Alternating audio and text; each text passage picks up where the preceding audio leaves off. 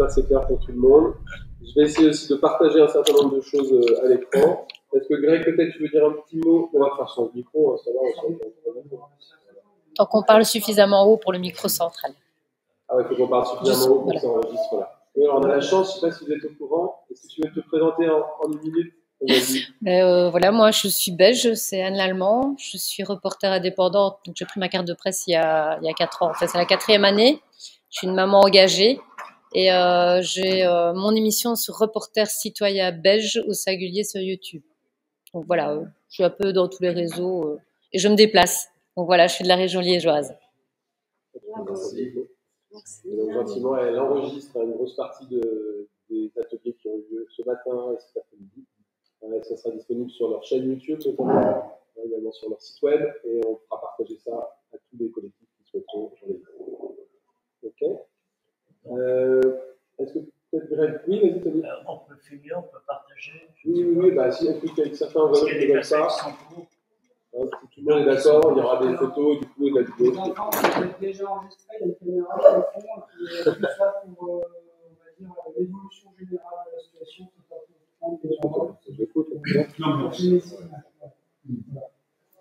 Parfait. Allez, donc ça vous va, il est 15h15, on va se donner au moins 16h30. On parle que des assemblées. Et on va laisser la parole à Grégoire, tout le collège, je pense, Grégoire Lecoq, qui anime notamment ce groupe de travail sur les agoras. Voilà, il nous explique un petit peu où on est ce groupe de travail. Excuse-moi, juste un petit point d'ordre. Bien sûr. Comme il était prévu qu'il y ait un débat avant sur le tirage au sort. Oui, je pense qu'on va l'inclure dans la mixer dans cette réunion les deux. Exactement. On va parler du tirage au sort dans l'agora, dans les réunions. Le tirage au sort fait partie du mode de décision dans ces assemblées citoyennes. L'inscription va tirer au sort avec un échantillon de la population locale, des hommes, des femmes, des jeunes, des moins jeunes, des CST+, des classes ouvrières, des classes agricoles, des retraités, des étudiants, voilà, des gens issus de la diversité, du handicap. Voilà, il faut faire un tirage au sort de ces assemblées. Voilà. Ou est-ce que c'est des bénévoles qui viennent, qui sont d'eux-mêmes volontaires de faire partie de l'assemblée? Est-ce que c'est en codécision avec le conseil municipal? Je suis déjà trop en train de dire. Je te laisse Greg présenter tout ça. Ça marche. Je vous donne 7 minutes. Je fais un discours de 7 minutes. 7 minutes pour vous présenter la question générale dans ce groupe en particulièrement. Donc, on est à la 8e réunion sur 10. C'est fini. De la deuxième, on arrêtera les agoras et de la façon provisoire. C'est faut que ça aboutisse à quelque chose. L'aboutissement, c'est la maturation des méthodes de travail. En fait, il y a plusieurs types d'agora qui essayons de privilégier la diversité. La diversité de ces agoras, il faut qu'elles soient propres à leurs auteurs. S'il y a l'auteur X ou l'auteur Y, en fait, il faut que ça reste dans ce qu'ils ont envie d'impulser. Donc ça, c'est important. Donc on n'est pas là, c'est leur dire peut-être, ils sont là, c'est en parler. Donc on a essayé justement de donner la parole à ces personnes qui veulent justement présenter leur formule agora. Donc ça, c'est vraiment l'intention qu'on a voulu donner dans ce travail. Et la deuxième chose que j'aurais commencé à dire, c'est que viennent dans ce groupe de travail ceux qui sont organisés sur le plan technique. C'est-à-dire qu'en fait, ce sont des organisateurs, des gens qui sont facilitateurs, des gens qui en fait sont là plus pour sur la forme de la façon dont on devrait se former une agora. Donc c'est des personnes-là qui viennent en réunion, donc en fait on n'est pas très très nombreux, mais en fait ce sont des gens qui coûtent. Donc je citerai Jean-François Arrache que vous connaissez. Il y a Alain Roulier que vous connaissez également, très philosophe, très sympathique. Il y a Yannick Sanger qui est un petit peu plus technique, qui va parler plus de comment on organise une agora sur une certaine durée. Et puis il y a moi qui a aussi un bon bagage de part en public, qui essaie justement les travers qu'on peut avoir justement dans ce type de choses, parce que organiser des réunions, savoir donner la parole aux gens, en fait, c'est une compétence que tout le monde peut avoir, et c'est du temps qu'il le faut pour justement que les agoras puissent se créer par tout le monde. Donc en fait, on n'est pas là pour chercher une solution, on est là pour travailler et expliquer les solutions et mettre en avant les solutions. Ensuite, il y a la deuxième chose qui est la méthodologie. La méthodologie, il faut qu'elle soit propre à leurs auteurs et qu'il faut absolument voir, c'est encourager ces personnes à les appliquer sur le terrain. Et ça, c'est plus difficile à faire qu'à dire, parce qu'en fait, on peut dire, voilà, moi j'ai ça, et est-ce que tu le fais vraiment? Par exemple, je ne le fais encore, j'ai pas encore les personnes qui sont faites, etc. En fait, on est toujours dans un processus qui demande beaucoup d'énergie. Rassembler des gens autour de soi pour dire vous allez faire des agora, vous allez penser décision, vous allez penser réunion, vous allez penser l'avenir de la France. En fait, c'est pas facile. C'est pas facile pour les gens de dire ah, je vais être moteur de ça, c'est moi qui vais alimenter ça. Et derrière, en fait, les gens vont faire confiance pour ça. Et ça, c'est très compliqué parce que ça, en fait, c'est une responsabilité que vous allez vous mettre sur les épaules et qui va être assez, parce que finalement, c'est peut-être pas un an, c'est peut-être pas 2 ans, c'est peut-être plus que ça, c'est peut-être 10 ans. Enfin, il faut voir que si vous sortez du projet, bah, il n'y a peut-être plus d'agora. C'est ça que vous pouvez dire, c'est que si vous mettez en route, vous partez nécessairement sur un compte. Et donc, du coup, c'est très difficile pour des porteurs d'agora de dire bon voilà, je vous ça va marcher. Et donc, c'est un processus long, mais en fait, ce n'est pas un sprint. Si vous vous engagez sur un prix sur les agora, ce n'est pas la bonne place, ce n'est pas votre énergie. Votre énergie, c'est sur un temps long, et donc vous faites un marathon. Le marathon, en fait, vous devez économiser votre énergie, vous devez le faire de façon constante, parce que si vous ne faites pas constant, vous allez vous épuiser sur une période donnée, parce que vous ne serez pas constant. Et donc, la constance, ça se travaille en donnant des limites. Les limites, pour une agora, c'est 1 fois par mois, 2 heures de temps sur une réunion, pas plus, parce que si vous faites 3 heures, vous perdez la moitié des personnes au bout de 2 heures. Donc, en fait, il faut savoir se maîtriser dans le temps de la durée, mais aussi sur ce que vous allez proposer aux gens. Vous allez proposer une méthode, vous allez proposer une forme de discussion, et qui sera circonscrite dans le temps. Voilà, ça c'est vraiment des choses qu'en fait vous allez devoir mettre sur place. Et donc, comme je le disais, c'est plus difficile à faire qu'à dire, parce qu'en fait c'est une énergie déjà qui ne vous appartient pas, c'est la vôtre. Et donc derrière, après, comment vous allez vous y prendre pour le faire? Donc, si ça se trouve, c'est peut-être pas vous, mais c'est peut-être votre voisin qui sera peut-être en capacité de faire ça. Donc, il faudra justement, vous êtes peut-être un public secondaire, et en fait, le public primaire qui en fait portera cette agora, il n'existe pas encore. Il est là dans la Constitution française. Il sera justement, on aura besoin de solliciter, de trouver son énergie en faisant de la communication. Et donc, cette communication, elle sera propre à nous, par exemple, nous, l'organisation unie solidaire, elle sera propre à l'Alliance du peuple, qui aura une forme de communication aussi. Ça sera également Réunion des Sciences Mondiales, c'est le collectif dont je suis président. En fait, on aura chacun, donc chaque collectif aura une forme de communication qui permettra d'engager des personnes qui seront en capacité de produire l'agora. Parce qu'en fait, ce sera une production d'agora, et ce sera une production d'agora sur le temps long. Voilà. Est-ce que vous m'avez compris? Ça va. Allez, on peut faire un petit tour de table si certains veulent réagir. Quelle est leur vision d'une assemblée citoyenne? On partagera après le document de synthèse. On a essayé de définir ce que vient d'expliquer Greg. Comment on la compose, comment on la constitue, comment on l'anime, comment on la rend légitime au niveau local. Voilà, si certains veulent réagir, donner leur expérience. Organiser et faire du lien. Est-ce que tu veux développer, Nathalie? La facilité, ça veut dire organiser et faire du lien. Est-ce que vous voulez nous raconter par exemple celle de Nice? JC, il n'est pas là. Comment ça s'est passé sur Nice? Est-ce que vous avez fait? Vous nous donnez un cas concret, par exemple, je sais qu'il y a une assemblée citoyenne. Ah oui, bah oui, tu y as c'est participé. moi qui m'en Bernard, je sais pas qui est où. Il est à côté, mais il est là. D'accord, il est à côté. Bah, en fait, justement, c'est moi qui me suis occupée de Eh ben, raconte-nous. Comment tu as fait pour organiser cette première assemblée citoyenne Alors, à Nice? on a fait 2 réunions. Une dans le Var et une dans les Alpes-Maritimes, avec Bernard Poudel. Alors, dans le Var, c'était... il y avait plusieurs rôles. Donc, moi, je m'occupais de faire le compte rendu et de faire, comme tu fais là, le déroulé de L'animation, ouais, Voilà. ok. Mais je vais plutôt parler aussi, pour le rôle de la facilitation, je vais plutôt parler de celle du 15 mars avec Jean-Claude. Ok. Comme ça, il pourra. Voilà. Très bien. Parce qu'en fait, c'est Jean-Claude qui m'a dit, bah, écoute, fais la facilitation. Donc, je vais plutôt parler de ce que j'ai fait. Ce que je vais faire. Donc, la première chose que j'ai faite, bah, c'est il y a une assemblée, que chacun se présente. Pas forcément avec une durée minimale ou maximale, mais que chacun se présente avec ce qu'il a envie de partager et ce qu'il a envie de dire aux autres pour engager ensuite la conversation après l'assemblée. Donc déjà, petit temps de présentation de chacun. Après, ben, dire pourquoi on est tous là, les objectifs. C'est-à-dire on veut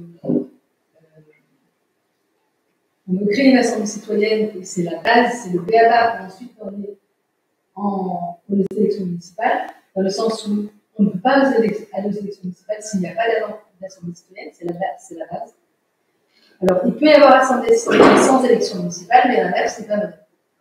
Donc,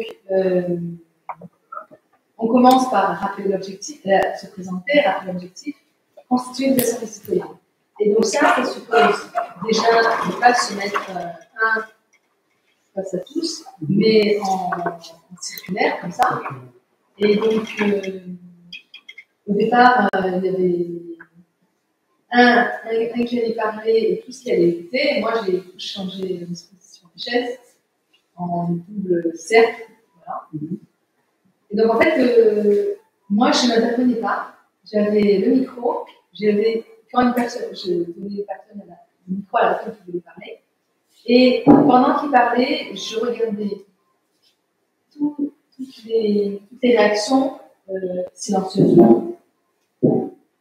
Et je regardais quelles sont les personnes qui veulent réagir. Et s'il y en a qui ne veulent pas réagir, comment elles se sentent. Donc, c'est pas parce qu'on n'a pas envie de parler qu'on ne ressent pas quelque chose. Donc, je vais voir les gens qui éventuellement ne s'expriment absolument pas, mais qui ont un avis. Et donc, c'est à ce moment-là où j'ai vu que certaines personnes qui ne voulaient pas prendre la parole, en fait, ben, elles avaient quelque chose à dire. Donc, finalement, voilà, elles n'osent pas exactement. En fait, j'ai. Pardon? Voilà. Donc, c'est comme ça, en fait, que j'ai pu déceler chez les personnes qui écoutaient et ne parlaient pas des idées et qu'elles avaient à partager avec les autres. Et donc, comme ça, en fait, finalement, j'ai laissé parler ceux qui voulaient parler et fait parler ceux qui ne voulaient pas parler, initialement. Donc, comme ça, après, mon rôle, c'était un peu de faire une synthèse aussi. C'est-à-dire que plus les gens amenaient des idées qui n'étaient pas les miennes et qui me faisaient avancer dans mon cheminement avec les autres, en fait, c'est une richesse. Faire parler les autres, c'est une richesse, hein. Voilà, donc au fur et à mesure des avancées, je synthétisais, comme ça avançait, et au fur et à mesure. Voilà. Il y a une chose importante que j'aimerais bien vous dire, après je vous donne effectivement à tous, c'est qu'en fait, nous montrons l'exemple. C'est-à-dire que si on n'y arrive pas, les autres ne sont pas capables. Parce qu'on a un bagage petit conséquent. On connaît plus de 20 ans, 30 ans, 40 ans, et donc du coup, ils savent de quoi ils sont. Nous, forcément, si on arrive déjà à se coordonner, à se concentrer, les autres en seront en capacité de faire ça. J'ai 3 questions. Ouais. Une pour Nathalie, vous étiez combien à l'Assemblée citoyenne dont tu parles? Parce que tant de présentations individuelles sans chronomètre, moi j'ai envie de dire, je souhaite malheureusement dans ces cas-là qu'on ne soit pas trop nombreux. Alors que dans l'Assemblée citoyenne, par définition, on souhaite être le plus possible. C'était combien? Vas-y, tu réponds. Ouais, on était 25, 22. Donc si tout le monde prend 3 minutes, voilà, c'est ça. Sur la première réunion de présentation, c'est plutôt le groupe qui va essayer de mettre en place la dynamique de la flora citoyenne. C'est la base. Je vais vous répondre à quelque chose qui en fait est propre au groupe. C'est-à-dire que par exemple, une nouvelle organisation séminaire va proposer un format d'Agora. Alliance du Peuple va proposer un format d'Agora. Révolution va proposer un format d'Agora. Au niveau du nombre de personnes, etc., c'est à en fait, ça leur est propre, c'est-à-dire qu'au niveau de la réponse qu'ils vont donner, ils vont dire, bon, bah, pour nous, 50 personnes, bah, on va savoir gérer ça. Chez une réunion des sciences citoyennes, nous, c'est de 10 à 20, pas plus. Et en fait, les temps de parole circonscrits sur une à 2 minutes pour émettre un argument. Et derrière, en fait, il y a des personnes qui vont être facilitateurs, qui vont être chronométreurs, qui vont être secrétaires de séance et qui vont être huissiers de ça. Donc, on parle d'assemblée citoyenne avec des personnes qui sont déjà sélectionnées. Alors, en fait, il y a un noyau dur qui va accompagner les gens qui vont venir avec leur sujet. En fait, le truc, c'est que le fond, on ne s'en occupe pas. C'est-à-dire qu'en fait, les gens viennent avec leur fond. Ils viennent avec leur sujet, bah, tiens, je vais faire ça, etc. C'est comme un forum ouvert. Et derrière, en fait, c'est sur la forme qu'on va contraindre. Et on va contraindre sur le temps, on va contraindre sur la prestation de réunion, on va contraindre sur le compte rendu, etc. Chaque groupe va contraindre de sa propre voilà, façon. exactement. Et Donc, au final, si jamais l'idée, c'est d'avoir un label Agora. Oui, à terme, on va pas. Aujourd'hui, par exemple, ici, il y a les gens de fréquence commune. Qui veulent bien faire des Agora sans la gauche. Voilà, c'est des assemblées citoyennes Et on a des Agora de sans la gauche, droite. on va dire. Où les deux fonctionnent, ce sont des Agora, même si on exclut C'est ça. pas de la population. Exactement. Là, C'est ça. Après, c'est les gens qui viennent, justement, ils sont naturellement portés par tel ou tel type d'agora, et en fait, ils vont venir plus spontanément à une plutôt qu'à une autre. donc, il va y avoir plusieurs Agora sur le même Voilà, territoire. voilà. Peut-être, Voilà. dans l'idéal, ça serait bien Dans l'idéal, c'est ça, parce qu'en qu'elles fait, fusionnent, mais à court terme, on observe ça. Dans des grandes villes, par exemple, dans des grandes villes, il peut y avoir des assemblées citoyennes portées par des collectifs comme eux, qui appellent ça des assemblées citoyennes populaires, une initiative démocratique On sait qu'ils veulent mal à droite. portée par un collectif. Ben, sûrement que dans cette même ville, il y aura des assemblées citoyennes, on va dire, Alors, de actuellement, on droite. considère que c'est une assemblée citoyenne, parce que toute la population n'est pas représentée. En fait, on est dans le système du parti dans ces voilà. Voilà, ils s'occupent Quel pas. est le but, en fait? Moi, je pense que la question est pose là. Quel est le but, après, de toutes ces assemblées citoyennes? À quel moment ils se retrouvent? Ils parlent de créer un espace où les habitants, vous arrivez à dire. Déjà, il faut que ça veut dire que Oui, on merci. marquera la construction des agora, c'est un peu comme si on faisait une tourisme, on dit, bah tiens, il faudrait peut-être qu'on mette les gens au ski. C'est-à-dire que là, par exemple, dans les ils ont créé des promotions pour que les gens puissent se mettre au ski. Donc là, par exemple, les stations comme Tramou, enfin bref, toutes ces stations-là, en fait, il y a des personnes. Il n'y avait pas de gens qui skiaient. Et donc, pour créer la demande, bah, en fait, ils ont créé l'offre. Et vous pensez que dans le parti, il y a des moments où c'est Non. C'est une sélection. Tout le monde est venu. C'est les gens qui viennent, en fait, il n'y a pas toute contrainte. Tout le monde est venu. Donc à ce moment-là, il y a une règle, tout le monde est accepté dans l'agora, que ce soit qui porte l'agora. Si vous enlevez une partie de la population, vous la refusez, vous n'êtes pas considéré comme agora pour l'agora. Alors, on n'est pas là. On n'exclut personne. On n'exclut personne. Les La gens question est simple. Oui, simplifie, c'est bien, ma chère Agla. Je pense que chaque collectif citoyen. Il y a une différence entre chaque agora fait ses règles et on a le droit d'exclure un membre des personnes. Nous, l'agora est ouverte à tous, il n'y a pas d'exclusion. Aujourd'hui, chaque collectif citoyen fait dire ce qu'il veut. Chaque collectif citoyen crée son mode d'assemblée citoyenne à vie et définit ses règles de fonctionnement. Voilà. Aujourd'hui, on n'a pas d'uniformité dans tout Et ça. si la règle, c'est si tu n'es pas d'accord avec ça, tu ne viens pas à l'intérieur de cette agora. Mais c'est leur règle. C'est leur Alors, règle. c'est le règlement intérieur qui régit, c'est-à-dire que bah, tiens, une personne elle ne respecte pas les parole des autres, bah, là, c'est peut-être une condition d'exclusion. Et après, c'est à voir. Si c'est une agora, groupes on est qui vont tous pour le gérer ça. GIEC et cette personne a un problème de revenir en le GIEC, donc elle n'a pas le droit à la parole. C'est leur vision. S'il y a une agora citoyenne sur Mais les du coup, c'est sujets acceptable, elle aura écologiques, le même label agora citoyenne. les gens sont libres, chacun fait ce qu'il veut. Après, c'est d'autoproclamation Il d'assemblée n'y a pas de citoyenne. débat contradictoire, il fallait considérer comme ça. C'est là où j'interviens, parce que là, en fait, il y a un problème de forme. D'accord. Voilà. Donc là, sur la forme, on peut contraindre. Par contre, sur le fond, il ne faut pas contraindre. Si on contraint le fond, ben, en fait, on ne voit pas plus qu'un parti politique. Parce qu'en fait, ça veut dire que c'est les idées sectaires d'un groupe qui, en fait, va dominer. Donc, sur ce principe-là, en fait, on peut régir sur les temps de parole des gens, la méthode. Ouais, La méthode. La méthode, c'est les temps de parole, les gens peuvent s'exprimer, mais en fait, on leur donne des cartes.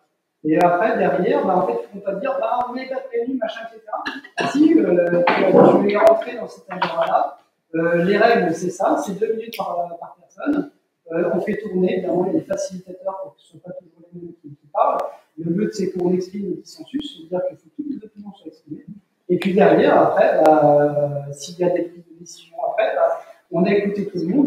S'il y a besoin de créer des consensus, on crée des consensus par le vote. y a du 55, 45 dans l'assemblée avec du pour ou du contre, eh bien là, on peut organiser du débat. S'il y a du 65-35, bah là, en fait, on s'éloigne d'un débat.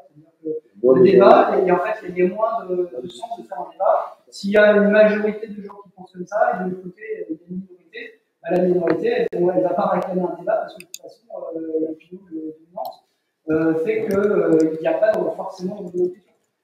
On peut être d'accord sur. La minorité peut espérer convaincre. Elle peut espérer, mais dans ce cas-là, en fait, on n'écrase pas leur opinion parce qu'en fait, on leur laisse s'exprimer. Après, si jamais il y a évidemment l'intelligence du groupe qui dit bon, en fait, vous êtes minoritaire, mais ce que vous dites c'est intelligent, dans ce cas-là, en fait, c'est la remise en question du groupe tout entier qui va justement, d'accord, on va créer quelque chose d'argumenté pour justement dire on est en capacité de changer les lignes. Voilà, c'est ça qui est important, c'est qu'en fait, le groupe va évoluer justement par rapport à une opinion qui est minoritaire et qui va peut-être se transformer en opinion majoritaire, parce qu'en fait, il y aurait eu le cheminement nécessaire pour que les gens puissent changer d'avis en toutes circonstances. Ouais. Mais en fait, dans tout groupe, en fait, c'est la méthode de vote qui est importante. Ouais. Parce que dans tout groupe, tu peux dire les choses les plus intelligentes. Si tu as une femme avec son mari et qu'elle sait que son mari ne va pas être contente si elle ne vote pas ci ou ça, ou des amis ou des trucs, si tu votes à main levée ou ouverte, ils voteront, ils suivront le leader, même dans les groupes. C'est pour ça qu'il faut utiliser. Il y a deux votes. Il y a le vote préliminaire pour donner une opinion générale. C'est-à-dire que tiens, les gens pensent aussi. Donc en fait, on donne d'abord l'expression du vote en premier. C'est-à-dire qu'il y a le sujet. Plus un sondage. Voilà. En plus, un sondage. C'est plus un sondage d'opinion, comme ça on sait à peu près ce que pensent les gens. Et derrière, en fait, ça va permettre au facilitateur de dire bah tiens, il y a une opinion, on va dire, il y a beaucoup de gens qui sont sans avis. Donc ça veut dire que s'il y a du sans avis, il y a une poignée de personnes qui pensent comme ça, une poignée de personnes qui pensent comme ça, et les autres n'ont pas d'avis, ça veut dire qu'en fait, il n'y a pas eu de création d'opinion pour ces personnes-là. Ça, c'est justement un terreau favorable pour justement créer des débats, créer des tables rondes, et après, c'est le type d'agora qui va évoluer avec justement le noyau dur qui va dire bah, tiens, on peut se mettre en route sur un débat comme ça, ou alors on passe sur une table ronde, ou alors on passe sur un modèle de conférence parce qu'il y a un expert qui va justement renseigner l'agora en question, etc. En fait, c'est des chemins des possibles. Ça répond pas à l'objection qu'il a. Je veux juste finir ma phrase. Continue, bien sûr. Je vais juste la finir en quelques mots. C'est pour ça que la méthode que nous avons utilisée à Nice, à l'Assemblée citoyenne, et que je vous préconise, c'est un vote, stylo, papier blanc. Comme l'isoloir un peu. Il faut reproduire les conditions réelles. Comme l'isoloir, quand il y a un vote, stylo, papier blanc, et tu votes. C'est ça. Ce qu'on observe, oui, vas-y, Emmanuel. Toi, on vous laisse la parole. Mais ce que je voulais dire, c'est qu'il faut déterminer aussi les possibilités par rapport à la taille de l'Assemblée citoyenne. C'est-à-dire que là, on est juste une bonne vingtaine, mais si on voulait arriver à un vote, un premier vote, genre prise d'opinion et un vote décisionnel, et qu'on voulait faire ça en 2 heures, et bien sur 2 heures, à 20, si tout le monde parle 3 minutes, et bien chacun n'aura parlé que 2 fois. Ce qui fait que ce n'est pas une organisation qui permet de se répondre à ces arguments, de faire tourner la parole suffisamment, etc. Et si on veut arriver à l'objectif qu'on s'assigne, il est impératif de se diviser en petits groupes de 7 ou 8, où là on peut faire tourner dans chaque petit groupe la parole beaucoup plus rapidement. Alors toujours en respectant, on ne se coupe pas la parole, pas plus de 2 ou 3 minutes, etc. Et sur des séances qui peuvent durer, je ne sais pas, 3 quarts d'heure. Et au bout de 3 quarts d'heure, on essaie que chaque petit groupe puisse porter un message ou une proposition qui va être portée par un porte-parole. Ensuite, les porte-paroles, en assemblée plénière, délivrent le message du petit groupe. En assemblée plénière, on s'autorise une dizaine de questions, échanges-réponses, etc. Et on peut tester quelles sont les propositions les plus retenues. Et après, on retravaille en petits groupes les propositions les plus retenues. Et on fait des allers-retours.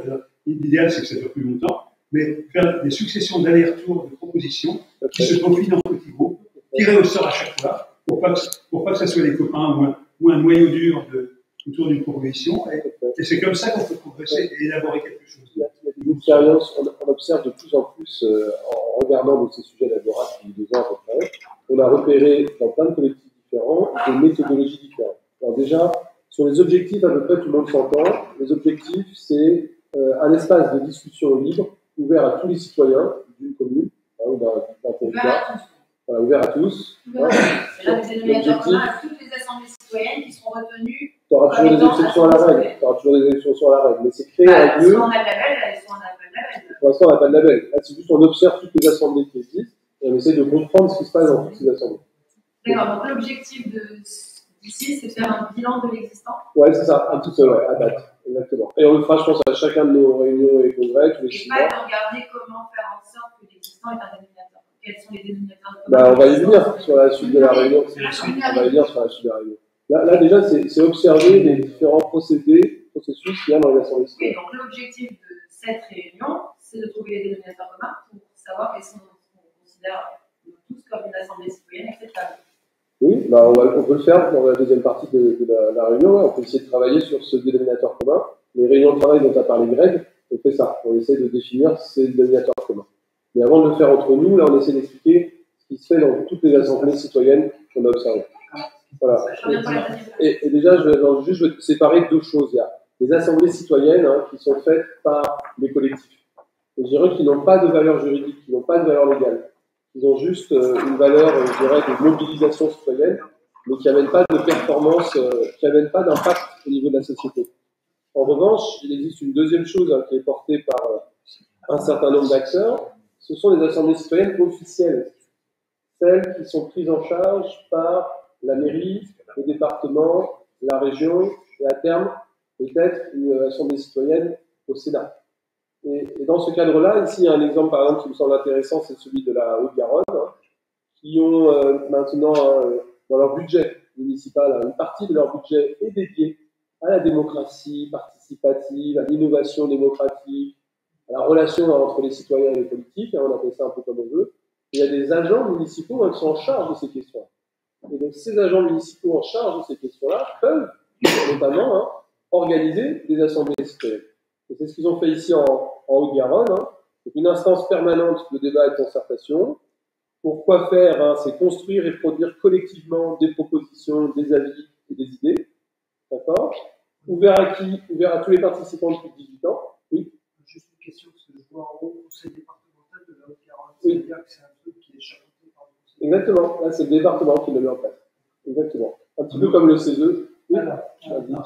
Et avec ce fameux tirage au sort, on voit que la composition a été notamment de gens tirés au sort, on peut évoquer aussi. Alors, il y a autre chose qui, pour moi, est très très important et qui ne serait pas possible à notre niveau-là. C'est-à-dire qu'une fois que la parole a un peu tourné et que différentes propositions émanent, pas forcément bien structurées parce qu'on a une idée, on l'a dit, on ne trouve pas forcément les bons mots, il est important peut-être d'identifier à ce moment-là des sachants qui auront travaillé ces questions-là et qui auront des opinions pour, contre, etc., qui sont exprimées là, mais qui pourront, eux, faire un exposé détaillé, argumenté, et devant les citoyens lambda que nous sommes, et qui n'ont pas forcément une opinion très construite, et c'est en écoutant ces sachants confronter leurs arguments plus poussés, plus travaillés, plus pertinents, en leur posant des questions, en les regardant se confronter, que là, on élève le niveau de toute l'Assemblée, et que là, on est capable d'enrichir le débat citoyen. Et ça, c'est fondamental. Alors ici, on ne pourrait pas faire, mais c'est important de garder ça en esprit. L'enrichissement par des experts sur les thématiques précises. Oui, Christophe, tu voulais? Oui, parce que moi, il y a un truc que je ne comprends pas, c'est que, à quel but? Quel but de faire ça? Oui, parce que là, on est en train de parler on est en train de parler d'assemblée, donc citoyenne, tout est bien.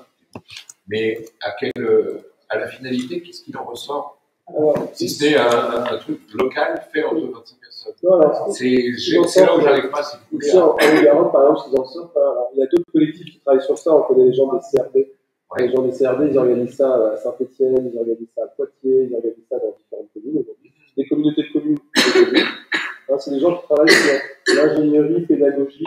Non, mais je ne remets pas en cause le travail. Alors, la question importante, elle est on parlait tout à l'heure au début d'assemblées disparates qui n'ont pas forcément les mêmes questions, qui n'ont pas forcément non plus les mêmes acceptations, entre guillemets, d'après ce que disait Alain tout à l'heure, des gens même. Si les gens sont plus tendance droite, on va dire, un chat, ou des tendances gauche, donc c'est pas les mêmes. Alors, une fois que ces gens-là ont voté, chacun dans leur commun chez nous, où est le but d'unification? Non, mais j'entends.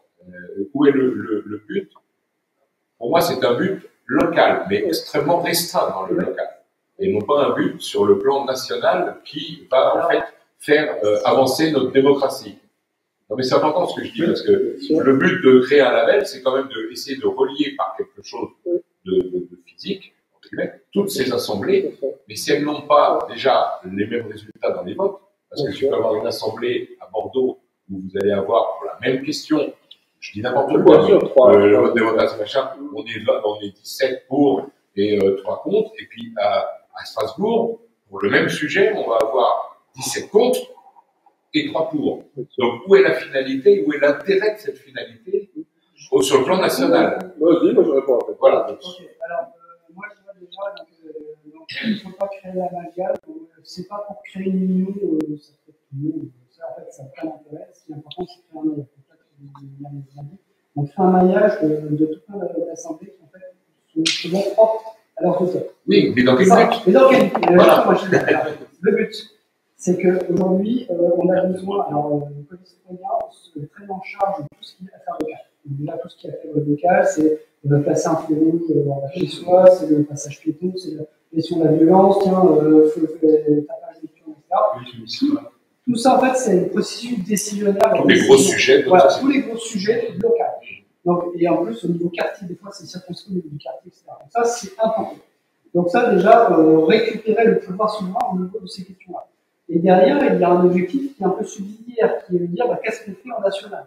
Oui, parce que là où pour revenir sur ce que tu viens de dire à l'instant, les mêmes problèmes sont partout. Donc les votes des assemblées qui seront différentes ne sont pas les mêmes. Exactement. Donc en finalité, ce que je voudrais savoir, c'est quand on va les mettre côte à côte, on va se dire il n'y aura pas besoin de les mettre côte à côte. Comment parce qu'ils sont gérés territoire. C'est pour gérer la police municipale. On n'est pas par territoire. Il y a quelque chose qui ne va pas dans notre raisonnement, excusez-moi. Mais tu peux avoir, par exemple, plus de policiers municipaux dans l'ouest de la France qu'à l'est, parce que les populations locales, ça leur demande.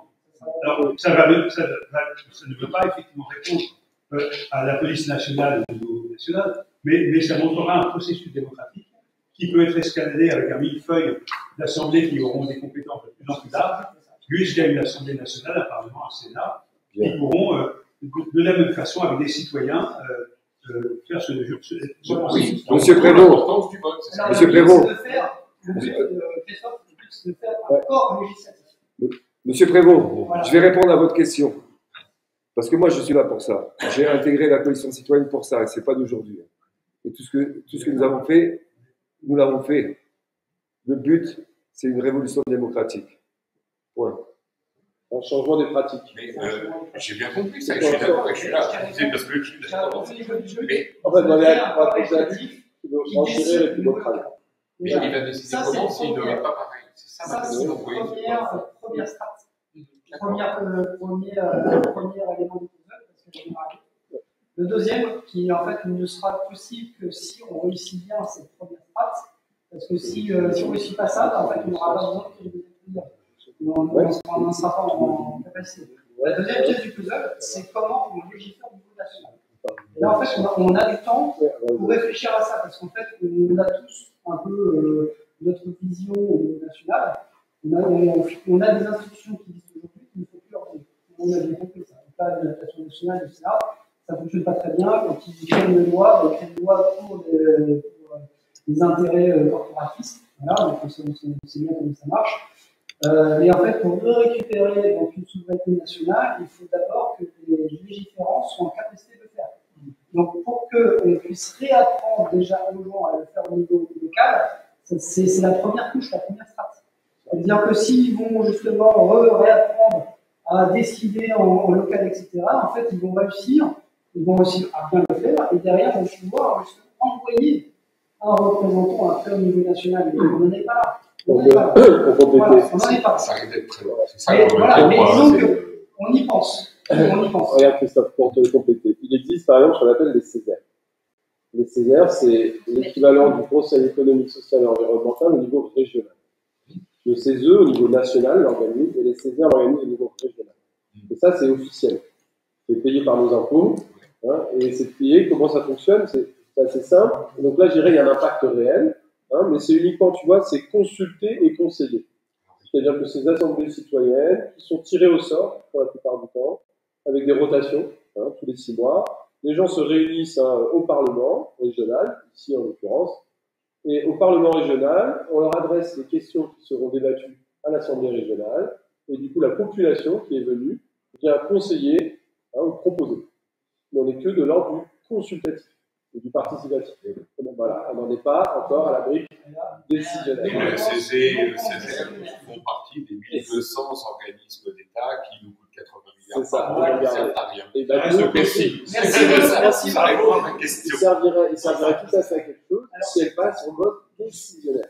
C'est-à-dire qu'à ce moment-là, les propositions faites par jamais. Ah bah non, bah c'est pour ça que c'est pour ça que tous les collectifs créent chacun leurs agoras citoyennes qui sont un peu le plus parallèle à ça, l'alternative à ça.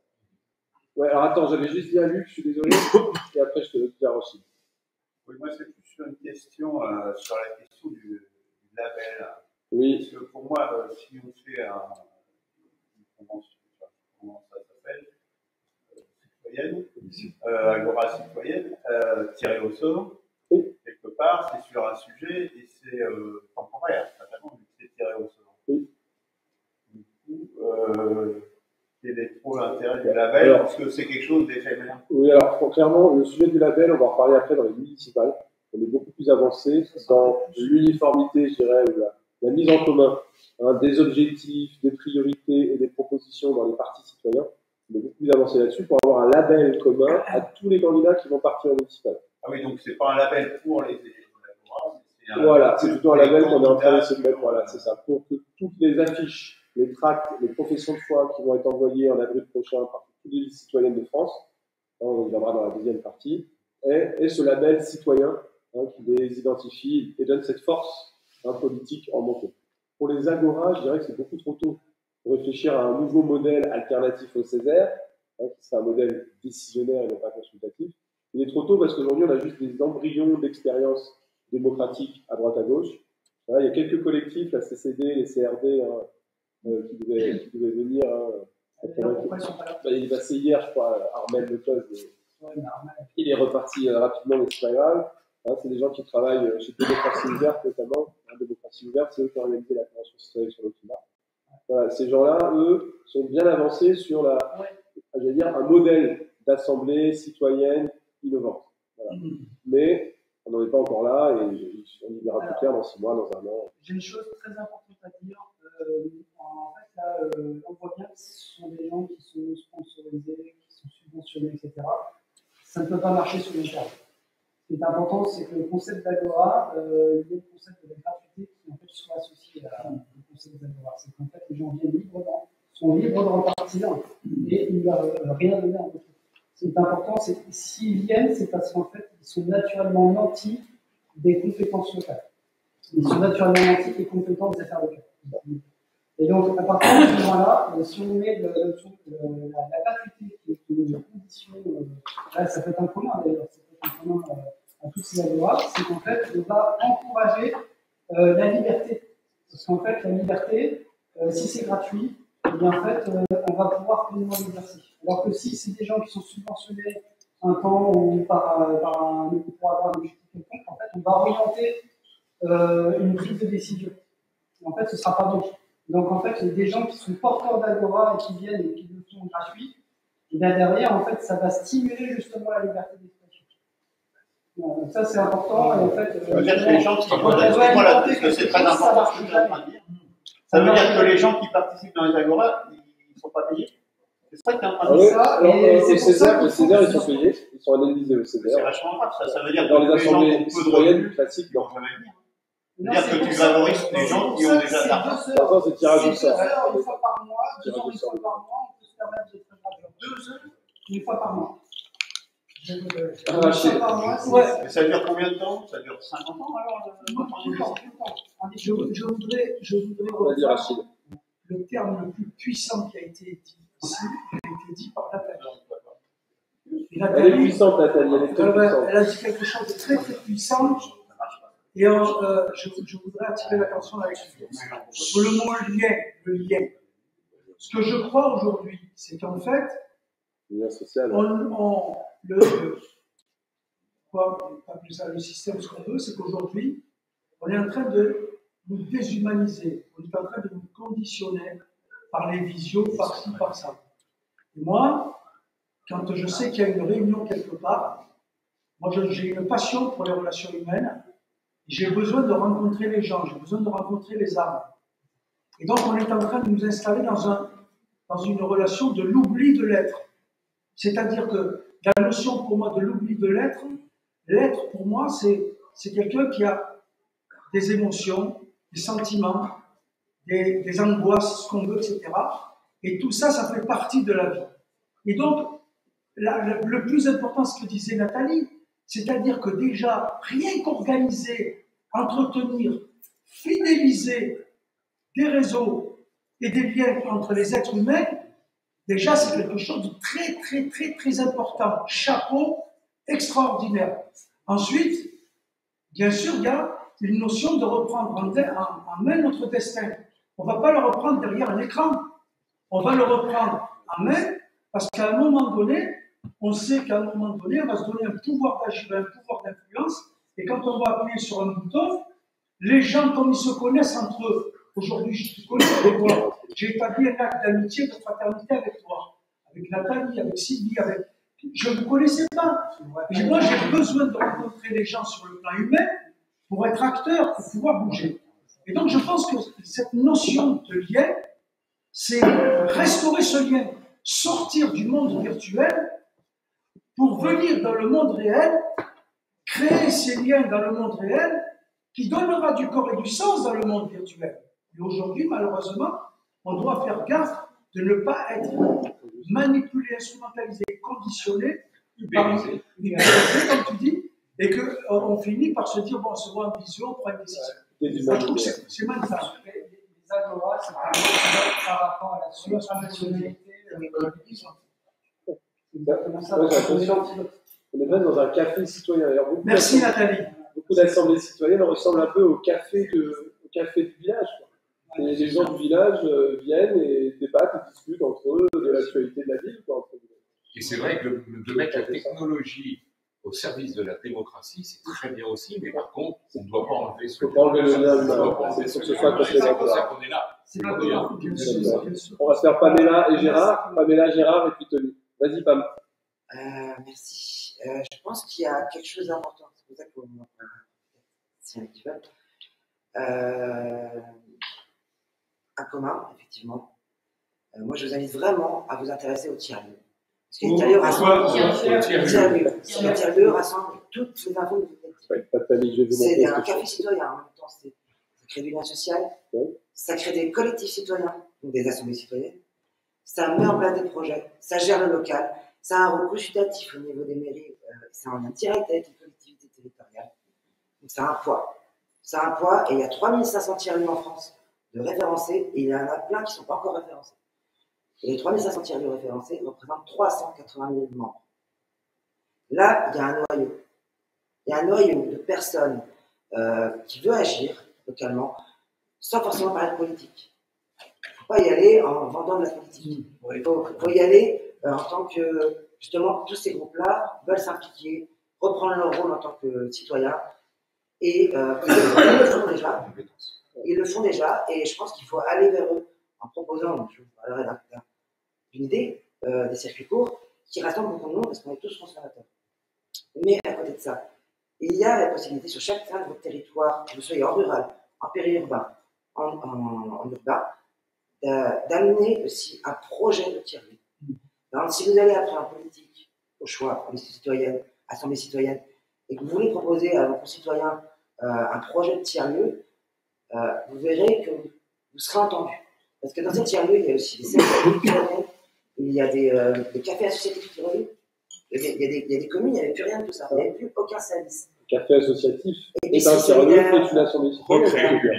Voilà, et c'est redynamise nos territoires. Et je pense que ce qui est bien, c'est que ça appartient, et surtout ça dépend. Certains sont gérés par des communes, autrement ça peut être des entreprises, ou des collectifs citoyens qui gèrent ça, ou des indépendants, ou des entreprises. C'est très varié, très très varié. Un potager participatif, par exemple, ça fait partie. est un lieu aussi d'assemblée citoyenne. Voilà, il n'y a pas de décision politique, il y a juste une porte des projets dont ils ont besoin. Voilà. Et ils ont un poids. Il faut en prendre conscience. Je pense qu'autour de vous, vous avez des tiers-lieux près de chez vous.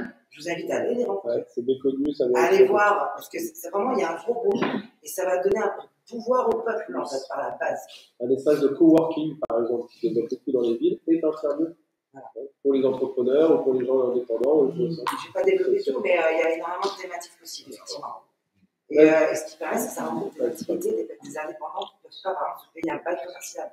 Parce que l'immobilier est bien trop cher, les charges sont super chères, et bien là, ils arrivent sous un bâtiment avec plusieurs activités indépendantes et ils partagent les charges. Voilà. Il y a un lieu qui est fixe, où les gens viennent librement et régulièrement travailler soit sur un projet politique, comme les assemblées citoyennes, soit sur un projet artistique ou culturel, entrepreneurial, ou souveraineté alimentaire. Qui recrée du lien social. C'est très important. Parce que ça revient aux maisons du peuple de l'époque. Oui. Gérard et puis Tony. Vas-y Gérard. Alors plus ça va sur une petite synthèse, je voudrais quand même, parce que je crois qu'on oublie peut-être le plus important. Au mois d'octobre, je le répète, j'ai dû faire des amis contre les complotistes. Alors bien sûr, nous allons être mis tous un genou à terre à partir du mois d'octobre avec le tout contrôle voulu par le nouvel ordre mondial en France. À partir de ce moment-là, de ce que l'on fait là, excusez-moi, mais ça ne sert pas à grand-chose. Parce qu'ils auront accès toutes à l'électronique, et comme vous l'avez vu, le vol de l'élection qu'ils ont fait à Marine Le Pen, je ne suis pas Marine Le Pen, bien évidemment qu'ils ont traître, on en parlera parce que c'est tout sur elle et tout ce qui se passe derrière le dos. Eh bien, si nous ne le faisons pas rapidement, c'est une à travers tous nos portefeuilles, tout ce qu'on fait là, ça va être tout de suite, parce qu'ils auront accès à tout et ils feront de nous ce que l'on veut. Et pour pouvoir faire tout ce que l'on voudra faire, il faudra que vous passiez par comme on vous le dise. Là, on sera encore plus excité, on aura encore plus envie, excusez-moi, mais de tuer, parce que nous avons affaire à des tueurs, des assassins, des violeurs d'enfants. On est au courant de tout. Il y en a qui ne savent pas. C'est très cher pour commencer. Alors, bien sûr, tous les dossiers aujourd'hui sont là. On en fait partie, je ne suis pas tout seul, évidemment. On tient une partie de tous les politiques et de tout ce qui se passe aujourd'hui concernant la France, leur maître et leur soumis. Nous voulons éteindre le nouvel ordre mondial. Tout ce que l'on fait là, je m'en excuse à la famille Poutine, parce que si quelqu'un est cas, ne le faisons pas en octobre, il faut faire tout ce que vous voulez, on ne sert à rien. Il faudra nous faire injecter les générations. Pub à la mode de camp, quand on peut le jeter. C'est l'opération qui est faite en France, bien évidemment, comme ils ont fait l'affaire Covid-19 grâce à notre forme de puissance de santé, sinon on ne serait pas là. J'ai fini. Juste vous dire que humainement, on peut y arriver dans la communauté en se mettant tous en compte. Voilà, à mon tout petit. Maintenant, juste une petite dernière chose. Macron avait dit. Oh, il en a dit des choses. Voilà, cette environnementoire. Le changement, c'est nous maintenant. attendons au mois de janvier ou février, même si ça peut hériter des oreilles, parce que je sais que des millions de gens qui ont été trahis par les télés, leurs médecins, puisque près de 7 à 8 médecins sur 10 ne sont pas affectés, là, je le dis, nous avons des constats. Alors voilà, c'est pas difficile. Si on fait cette unité, on y arrive. Et en 2020, Macron a dit, à la rentrée, nous attendons 400 000 morts. Je sais qu'il y en a la moitié qui l'ont entendu dire. Ils n'ont pas eu lieu, ces 400 000 morts. Et il y avait raison. Parce que s'ils avaient eu lieu, nous serions tous injectés. C'est grâce au vaccin. Ou tous morts. Donc, s'ils n'ont pas eu lieu, c'est parce qu'il y a de la grosse résistance face aux élites, face à Macron, face à un nouvel ordre mondial et tout ce qui se passe. Comme il y en a toujours eu historiquement, ici il y a des exemples, lui de vous par exemple. Occupy Wall Street, les indignés, tout un tas d'exemples où l'État est déficient, où la population s'organise entre elles, et quelles ces assemblées citoyennes, s'il y en a autant qui pullule aujourd'hui, c'est bien la preuve que là-haut, on y est des années, d'accord. Une idée forte, elle peut passer très rapidement parce que son. Oui, mais au mois d'octobre, il y a plus d'idées fortes. Toutes les bien, mais il y a ça plus de d'humanité. Ça peut être l'affaire de quelques semaines. Alors justement, Justement, mais c'est maintenant attends, Mais là, si on repart ce soir, chacun chez nous, et les semaines passent, allô, un petit coucou, l'été arrive, c'est fini. Interpol est dans le rouge. Tout le monde quitte la France. Entendez-le bien. Interpol dans le rouge. Ils n'ont jamais vu ça. On va rester sur les assemblées citoyennes. Alors restons là-dessus, bien sûr, on sera ensemble jusqu'à la dernière. À partir de là, demain matin, je crois qu'on abordera ce sujet de soulèvement populaire. Excusez-moi, c'est important. Avant de partir, il faut avoir nous être C'est important. pour avoir la parole. Il faut qu'à dimanche, on ait tous un rendez-vous de quoi faire, des missions, de voir la tribu, etc. Il ne faut pas partir sans rien. Voilà. Ah, c'est clair. Voilà, parce que sinon, on va devoir. Il faut aller sur un objectif d'arrestation. À toi, Tony. Vas-y, Tony, on t'écoute sur l'Assemblée. Bon, comment ça va? Il y a tellement de choses à dire. Eh ben oui. On va revenir dans un an, dans 10 ans, on fait quoi? Je ne voulais même pas venir ici, parce que franchement, il y a tellement de choses à faire, on n'arrive pas à se voir, on n'arrive pas à s'entendre. Donc, on commence par le début. Coalition nationale. Ça veut dire quoi? Ça veut dire qu'on a des tas de réseaux, on a des tas de moyens, on a des tas d'appareils, on fait quoi? On ne sait pas se parler, on ne sait pas se répondre, on ne sait pas faire des groupes.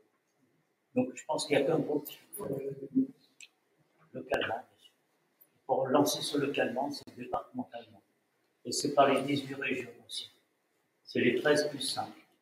Si on fait 13 plus 5, on fait 18. 18 camps, et 18 camps, on se dit où on est et qu'est-ce qu'on fait. Et qu'est-ce qu'on peut faire. Parce qu'on a tous des qualités là autour de la table. On a tous des volontés. On est déter ou on ne l'est pas. On est Jean Moulin ou on ne l'est pas. On est résigné ou on ne l'est pas. Si vous êtes résigné, les gars, rentrez chez vous. Et je pense que si vous êtes là, vous faites des efforts, allez-y, continuez. Ne vous lâchez pas, les gars. On n'a qu'une seule chose à faire. On vient de Nice, on vient de Perpignan, on vient de Saraf. On a tous des volontés. Elles sont toutes bonnes. Mais qu'est-ce qu'on fait? Qu'est-ce qu'on fait aujourd'hui? Qu'est-ce qu'on fait? Moi, je fais quelque chose dimanche, tout seul dans mon petit coin, dans ma cuisine. Je m'appelle pas Ruffin, mais je fais ça dans ma cuisine. Je fais une réunion en visio. Donc faites-en. Alors qu'est-ce qu'il y a dedans? Il y a Bétaram, notre ami qui est parti. Il y a quoi? Il y a Béraud. À quoi il joue, Béraud? Il est en train de nous mettre tout ce qu'il y a de plus profond. On va pas parler des PED. Faire de lance de la révolte agricole. Non, mais ce qui veut dire que derrière, il y a tellement d'associations, de syndicats, de partis. Mais ils font quoi? Ils sont en train de nous trimballer, ils sont en train de nous endormir, ils sont en train de rire. Parce que chacun tire sa ficelle. Donc on a une chaîne de télé, je ne vais pas vous le cacher. On a quoi? On a tout, mais si ça reste dans un tiroir, ça ne sert à rien. C'est tout. Allez au suivant, et demain, on se rappelle, j'ai peut-être piscine. Mais c'est là le problème aujourd'hui. C'est qu'on a peut-être piscine. À moi, demain, j'ai un mariage. Bah oui. On fait quoi demain? C'est ça. Donc si on sort de cette salle à l'instant, il faut se dire de quel département nous sommes. Merci. Un téléphone, un email, et on avance. Parce qu'avec ça, on va faire du local. Tu parlais, et tu vas peut-être parler, parce que moi je viens d'arriver, la cartographie. C'est quoi une carto? C'est savoir qui est près de chez vous, à moins du nord. Parce qu'à plus du nord, il faut de l'essence, il faut du kérosène. Il faut avoir le ZFE, il faut avoir toutes ces normes pour maintenant pour aller voir un frère, un cousin, que dis-je, que sais-je. C'est ça le plus, c'est qu'aujourd'hui, on nous en met. Et ça sera pas septembre. Ça sera peut-être un peu avant, peut-être un peu après. Mais est-ce qu'on attend ce butoir? Est-ce qu'on attend cette motivation ou pas? Est-ce qu'on nous sommes des animaux ou des êtres humains? Parce que les animaux, eux, pour défendre les leurs, ils n'ont pas de problème. Hein. Ils ne regardent pas si derrière, on est 10 ou on est 12. Ils y vont. Alors, ayons le bon instinct, le bon sens, allons-y. Allons-y. Mettez votre adresse, mettez vos coordonnées, et là, on va se retrouver. Moi, je pense faire des émissions, parce que je pense qu'en faisant une émission, c'est très simple. On sait de quel département on est, et on avance. On n'est pas sur Badou, on n'est pas sur Coco, on est là pour se retrouver. La résistance a besoin de se retrouver. Donc, il faut des moyens, il faut une chaîne de télé, certes. Je rappelle que c'est TVADP, merci Tony de répéter tout ça, de l'Alliance du peuple de TVADP. C'est un message que tu nous dis. Nathalie va faire tourner un petit cahier.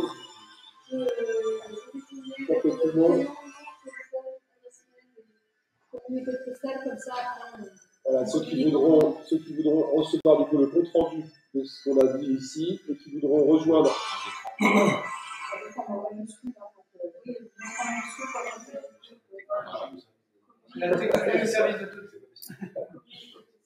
Voilà, ceux qui voudront rejoindre le groupe de travail qui est dédié à ça, qui est, je rappelle, 30 partisans. Coalition citoyenne, il n'y a aucun parti, il y a une structure. C'est 160 collectifs qui discutent et qui échangent ensemble. Parfois, des collectifs travaillent sur un même sujet, parfois sur trois. Chacun est libre de venir. D'accord, et venir dans une démarche constructive et bienveillante. C'est tout ce qu'on demande. Et Reconstruisons la France et ADP sont les bienvenus. Bien sûr. Vas-y. Voilà. Moi, je voulais dire aussi qu'on avait tellement pris l'habitude d'obéir comme de bons petits soldats et que nous sommes en guerre. On l'a répété plein de fois, nous sommes en guerre. Est-ce qu'on est obligé d'obéir? Parce que quand on me dit il faut des critères pour déplacer votre voiture, vous pensez que j'y pense, moi, aux critères? Vous pensez que je ne fais pas attention, hein? Moi, pour le moment, je ne me pose pas la question si je dois même finir plus loin. Moi, je n'ai même plus peur. Mes enfants sont protégés. J'ai mis des limites. Moins on a, mieux on peut se permettre d'agir. Donc, moi, j'ai la chance de ne rien avoir. Je dis encore merci. Merci parce que je n'ai pas peur. Et que la peur, c'est par là qu'ils nous ont. Il y a quand même ces deux choses, c'est toujours la peur et la culpabilité. Ils fonctionnent comme ça. Arrêtez de vous culpabiliser parce que vous osez aller sortir des sentiers battus. Je suis désolée, on est en guerre. Et à un moment donné, il va falloir qu'on désobéisse, malheureusement, à des choses qui ne sont plus légitimes. Il faut voir qu'on est au service du vivant. On n'est pas au service d'une... Dites-moi qui vous servez. Qui vous servez? Le gouvernement qui vous détruit? Il y a un moment donné, il faut peut-être plus obéir. Je suis désolée. Quand ils nous auront tout pris, moi, perso, le fait, c'est ma force.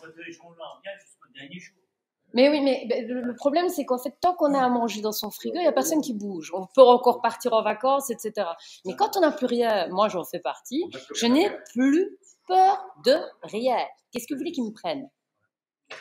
Alors, je n'encourage pas les gens à faire comme moi, hein. Bien évidemment, il faut des gens qui aient des territoires, il faut des gens qui aient des biens, ok. Mais, enfin voilà, à un moment donné, il faut arriver à se dire que c'est bien obéir comme des petits soldats et de rentrer dans leurs stéréotypes. Mais si on est en guerre, il faut à un moment donné désobéir. Si on n'est pas d'accord. On est en guerre, on va la faire. On est bien d'accord. On rentre dans la résistance citoyenne. Vas-y. Et il va nous rester une vingtaine de minutes. On va parler bientôt aussi de la partie tirage au sort. Et après, on fera la petite pause avant de parler des élections municipales. Vas-y, Sylvie. Ah oui, d'accord. Alors voilà, moi, je croyais que aujourd'hui, là, on parlait d'Agora ou de l'Assemblée citoyenne en vue des élections municipales, mais c'est pas. C'est la deuxième. Parce qu'en fait, oui, effectivement, c'était ce dont tu parlais, c'était un peu comme ce qui s'est passé spontanément avec nous. C'est ça. Et ok, parce qu'en fait, pour moi, c'est pas la même. Oui, voilà, ça va s'imposer durablement. Parce que ça va être une nouvelle forme de gouvernement sur le plan. On a des assemblées citoyennes aujourd'hui qui servent à désigner un futur candidat pour l'élection municipale dans une liste citoyenne. Il y a des gens qui constituent des groupes aujourd'hui pour désigner un candidat. Et ça, c'est circonscrit. On peut l'appeler assemblée citoyenne, mais voilà, c'est. Vas-y, Eric, avec plaisir. Moi, je suis assez nouveau dans cet environnement. J'avoue que. C'est bon, Nathalie, Gérard. Vas-y, Eric, à toi, d'abord. J'avoue que tout ce que j'entends me rend assez perplexe. Pour rester sur le sujet, je trouve qu'avec des expressions comme Agora et Assemblée citoyenne, en fait, on trompe les gens. On est d'accord. C'est pour ça que moi, ça me pose déjà un problème. Je n'aime pas ça. Tu parlais d'Agora tout à l'heure, donc évidemment, ça fait référence à la démocratie athénienne. Et tu as évoqué la parité. Là, il y a déjà une confusion dans les termes, parce que l'Agora à Athènes, c'était que des citoyens, c'est-à-dire des gens qui n'avaient pas besoin de travailler parce qu'il y avait des esclaves et des femmes à la maison qui faisaient le boulot. Je ne crois pas qu'on soit sur un modèle comparable. Donc, il y a une espèce d'illusion là à vanter un monde démocratique qui ne peut pas exister. Et ensuite, quand j'entends que l'Assemblée citoyenne, c'est les 20 potes que j'ai invités à venir à une réunion pour débattre de la nécessité, bah ouais, j'en fais tous les 2 mois, donc c'est pas de problème, mais un café citoyen. c'est pas ça en fait. Ouais, c'est pas ça que les gens ont en tête. Les termes sont précis. L'Assemblée citoyenne, c'est le modèle de la conférence citoyenne, éventuellement. Voilà, tir au sort. Et encore, quand on tire au sort, localement, on tire sur quoi? Sur la liste électorale. Je rappelle qu'il y a des confrères qui sont plus inscrits sur la liste électorale. Donc, qui on tire au sort, en fait? Donc, il faudrait déjà qu'on soit clair sur les termes qu'on emploie pour avoir l'espérance de bâtir quelque chose. Ensuite, travailler sur la terminologie. J'entends qu'il faut entendre tout le monde, le temps de parole, tout ça. Chouette. Moi, j'apprends des trucs qui va se passer en octobre. Moi, je sais pas ce que c'est.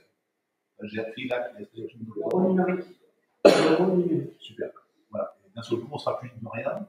Oui, parce qu'en fait, c'est ouais. Vas-y, Eric, continue. Le Big Bang en 2000, ça fait combien d'années qu'on se raconte des trucs comme ça, sachant que le même propos, c'est que Brigitte Macron est un homme, qu'elle tue les petits-enfants, qu'elle mange à table tout à l'heure, qu'elle mange le sang des enfants dans un calice. Moi, je veux bien tout entendre, c'est rigolo, mais c'est quoi le fond du sujet? De quoi on parle, en fait? Et j'entends le propos, on est en guerre, mais en guerre contre qui? La ZFE, pas de limite. On peut débattre de la ZFE, moi je suis d'accord, c'est un sujet intéressant, on peut en débattre. Mais vous avez tous accepté de passer un permis de conduire pour conduire.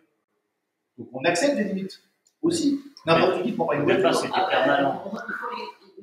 Il était permanent le permis. C'est vrai, le permis était permanent, ils ont changé les lois. Mais oui, c'est ça. Mais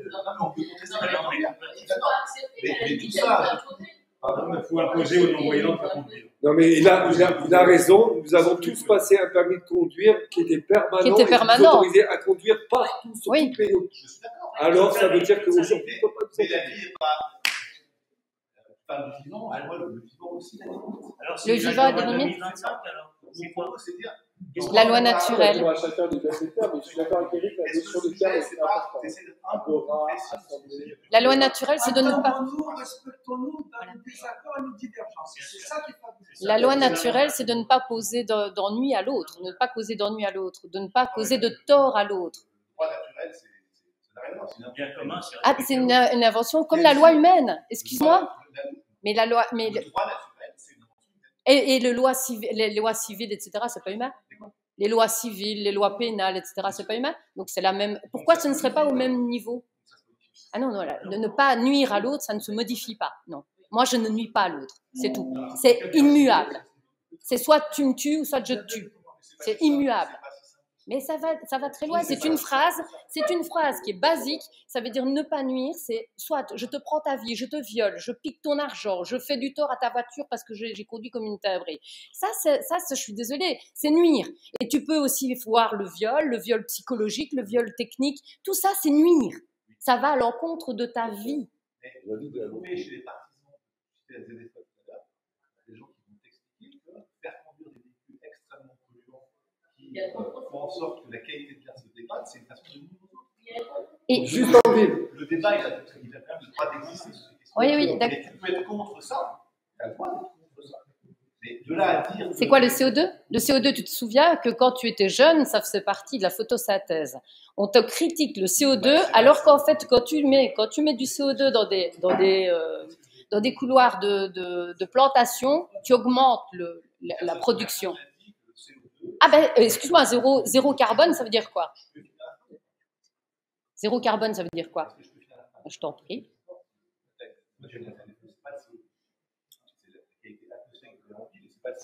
Ah si, c'est le CO2 aussi. Ils veulent diminuer le taux de carbone. Le carbone, c'est quoi? C'est la question. Les particules. Après, peut-être que le consensus, c'est que ici, il y a voilà. Moi, je suis pas d'accord avec ça. Vous avez le droit de penser. Oui, comme tu as le droit de penser que Brigitte Macron est une femme. Voilà. Oui, tu dis rien, là. Tu as le droit de penser que je suis une femme aussi. Non, mais pas dans le propos. Mais on s'en fout, en fait, pas absolument. Tout le monde a le droit de tout. Non, je me fous qu'il soit un homme ou une femme. Ça ne m'intéresse pas. Non, mais alors pourquoi tu penses? Alors, je dis j'ai le droit de penser. Ça m'intéresse. Parce que c'est ta liberté. Ah ben moi je dis c'est ma liberté aussi de décider. Voilà, donc tu comprends, je veux dire moi aussi je suis libre de prendre un permis de conduire qui est au départ ad vitam aeternam. Et maintenant on te limite 5 ans, tu changes de permis de conduire. Il y a un sujet central sur ça. Juste sur la fin, organisation, il reste 10 minutes. D'accord? Dans 10 minutes, on arrête le sujet de l'agora. Là, on va parler du tirage au sort pour faire la transition. Après, on passe au municipal. Juste pour apaiser tout ça. Il y a un vrai sujet sur les ZFE. Qui est ici, avec Alexandre Jardin, qui fait un travail de mobilisation citoyenne très important autour d'un collectif qu'il a créé qui s'appelle l'EGO. Lorsque la loi sur les ZFE est passée, il y a un certain nombre de maires qui ont décidé de ne pas appliquer la loi. Ils sont rentrés dans ce qu'on appelle une démarche de désobéissance civile. C'est-à-dire qu'ils ont dit les libertés fondamentales de nos habitants, de nos circonscriptions sont atteintes. Du coup, moi, en tant que représentant de mon peuple, je prends le risque, je prends la liberté de ne pas appliquer cette loi. C'est un appel à la désobéissance civile, quelque part, et qui fait partie, je dirais, de l'ADN d'un humain, d'un peuple, d'un citoyen et dans notre Constitution. Si le gouvernement ne fait pas ce qu'il fait, je n'ai pas les termes exacts dans l'article de la Constitution, mais la population est en droit et a même le devoir de se révolter. Même la police doit faire ça. Et de l'expliquer. Voilà. Et après, tout ça est question de débat, de compromis et d'entente. Et ça, c'est une question de décision. Alors j'ai dit Luc, parce que vous voulez lever la main. Vas-y, Rodolphe, Luc, et après on passe au tirage au sort. Vas-y, Luc. Oui, sur les ZFE, oui, faut-il en discuter? C'est une vraie question.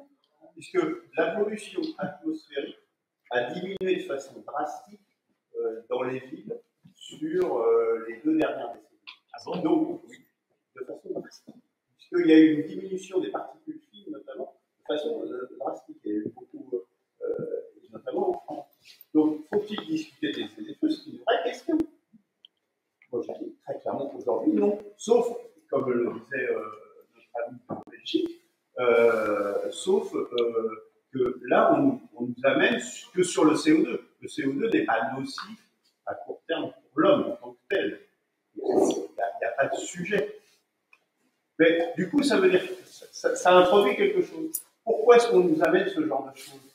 Pourquoi est-ce qu'on va faire des conventions citoyennes sur tel sujet X ou Y qui sont des faux sujets en réalité? Distraction. Exactement. Est-ce que c'est pas pour diviser, c'est-à-dire organisé par le système où on crée des conventions citoyennes sur des sujets à la loi et qu'on discute sur des sujets à la loi et focaliser sur des diversités? L'art de la dissimulation. Ouais. On met en avant des informations secondaires pour masquer les informations principales. Également, on nous bourre d'informations. Une information en chasse une autre. Du coup, l'information essentielle, la plus importante, est diluée dans un ensemble de messages. Tout à fait. Allez, Rodolphe, Rachid, et après en clôture, je passerai la parole à Emmanuel pour parler du tirage au sort. Un petit mot sur les ZFE. Ouais. Je mets la vidéo là pour l'instant. J'ai acheté le. C'est hors sujet. Okay. Non, ça fait partie de l'Assemblée citoyenne. C'est mis en place dehors. Vas-y. Les gens se sont rassemblés devant les mairies. Tous les samedis matins, ils étaient amenés à aller devant les mairies pour faire assemblée citoyenne dehors et dire collectivement si vous n'êtes pas d'accord avec. Je ne vois pas pourquoi c'est hors sujet d'ailleurs. Mais non, c'est pas hors sujet. Moi, j'ai lu le bouquin d'Alexandre Jardin. Le but, si ça vous intéresse pas, je m'en vais. Non, on écoute Rodolphe. On veut construire une vraie démocratie, il faut tous s'entendre, il faut tous s'écouter. D'accord. Moi, Alexandre Jardin, avec des modalités. Je l'admire. Parce que c'est tête d'affiche, c'est un type qui a une aura exceptionnelle. J'ai lu pas mal de ses bouquins, c'est quelqu'un que j'aime, que j'apprécie. Et ce combat qu'il mène, j'aimerais bien qu'on soit tous derrière lui. Parce que déjà, on fait sauter les ZFE. Et son but, j'ai lu son bouquin, je le redis, son but, c'est de les arrêter et de les remplacer. De les arrêter, le gouvernement et le président. Et moi, en venant ici, l'idée que j'ai derrière la tête, c'est aussi, avec vous, nous tous, c'est de les arrêter. Et j'aimerais bien que l'objectif des Agora, où qu'elles soient, ce soit de les arrêter et de les remplacer. C'est ça, on veut dire. Les arrêter, on verra si Cayenne ou c'est. De les renvoyer alors. Mais c'est une forme de lobby citoyen. Ces Agora, c'est une forme de pression citoyenne sur le gouvernement en expliquant si vous continuez à faire n'importe quoi, ça va grossir, et à un moment, ça va vous éclater la figure. Parce qu'en plus, je ne sais plus qui parle, non, c'est Roland Ranco qui parlait du principe des élections, alors on peut s'engager là-dedans, mais lui explique que les élections piège à con, c'est-à-dire qu'on est dans le système et que ça ne marche pas. Donc, et on en parlait hier avec Renaud, il y a 2 aspects à envisager. Il y a l'aspect révolutionnaire, parce que justement, on n'a pas le choix. De toute façon, ils sont tellement puissants. Les gilets jaunes se sont fait écraser. Pendant le Covid, ils ont fait ce qu'ils ont voulu. Les retraites, il y a eu des millions de gens dans la rue, rien à foutre. Hop, on est tous, voilà, on a perdu. Donc on perd nos combats systématiquement depuis toujours. Moi, j'ai 49 ans, je me suis engagé en politique depuis 18 ans. J'entends toujours les mêmes choses et on perd toujours à chaque fois, tout le temps, tout le temps, tout le temps. Donc c'est pour ça que je me suis dit, avec la coalition citoyenne, peut-être que, j'espère, j'ai de l'espoir. Je regarde tout ce qui se passe. Moi, je regarde Alexandre Jardin, je regarde Brad Grand. Il y a les médias alternatifs, il y a des tas d'initiatives. Mais à un moment donné, il faut qu'on ait tous en tête que notre objectif principal, c'est de les arrêter et de les mettre dehors. Bien sûr. Pour que les citoyens reprennent le pouvoir et qu'on retrouve notre citoyenneté, notre souveraineté. Et que voilà, on fasse cette vraie démocratie pour laquelle nous sommes ici. Et il y a même une logique de jugement qu'on appelle le tribunal populaire, qui est porté par une partie des gens de notre coalition. Ils sont là pour dire bah oui, il faut qu'on aille devant toutes les mairies, qu'on aille lire un texte au maire, et qu'on leur explique que s'ils ne respectent plus la loi comme ils le font depuis tant d'années vis-à-vis de nous, bah, ils sont hors la loi. Et donc à ce moment-là, ce n'est pas des juges et des magistrats classiques, mais c'est nous. C'est nous, le peuple, qui seront non pas 10, 20, 50, 100, comme on a pu être avec les gilets jaunes par rapport à des millions. Bah voilà, jusqu'à 2 millions quand même. Il y a presque 2 millions de Français qui sont descendus dans les rues dans les gilets jaunes. On avait obtenu beaucoup d'avancées sociales au moment de mai 68. Au moment des gilets jaunes, on n'a rien obtenu. À part du lacrymo, du gaz et des arrestations et des yeux verniers, on n'a rien obtenu. La peur de changer la colère est clairement encore là. Et même peut-être la frustration est encore plus grande. Voilà, mais comment réussir à aboutir tous ensemble vers les arrêter et mettre quelque chose d'autre à la place? Je pense que le sujet aussi, c'est ça, c'est mettre quelque chose d'autre à la place. Qu'est-ce qu'on met d'autre à la place? Et pour info, Juan Branco sera le 9 mai, il sera à Saint-Paul-les-Trochettes, pas loin. Okay. Grégoire et Renaud, retenez bien qu'il a dit avec la coalition citoyenne. Et beaucoup d'entre nous, nous sommes venus pour ça, en fait. Hein, pas pour. On est d'accord. Allez, moi, je